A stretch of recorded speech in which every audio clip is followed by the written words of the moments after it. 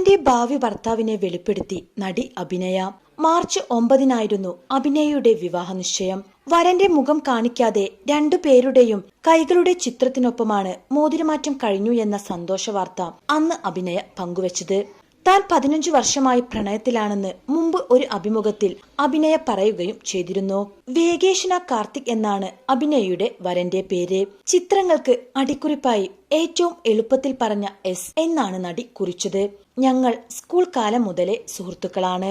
പരസ്പരം അറിയാം. യാതൊരു ജഡ്ജ്മെന്റും ഇല്ലാതെ ഞാൻ പറയുന്നത് മനസ്സിലാക്കും. വളരെ നാച്ചുറലായ ആളാണ്. സംസാരിച്ച് ഞങ്ങൾ അങ്ങനെ പ്രണയത്തിലായി എന്നാണ് അഭിനയ തന്റെ പ്രണയ ജീവിതത്തെ പറ്റി പറഞ്ഞിട്ടുള്ളത്. ജന്മന സംസാരശേഷിയും കേൾവിശക്തിയും ഇല്ലെങ്കിലും കുറവുകൾ ഒന്നിനും തടസ്സമല്ലെന്ന് തെളിയിച്ച് മറ്റുള്ളവർക്ക് കൂടി പ്രചോദനമായി മാറിയ താരസുന്ദരിയാണ് അഭിനയ.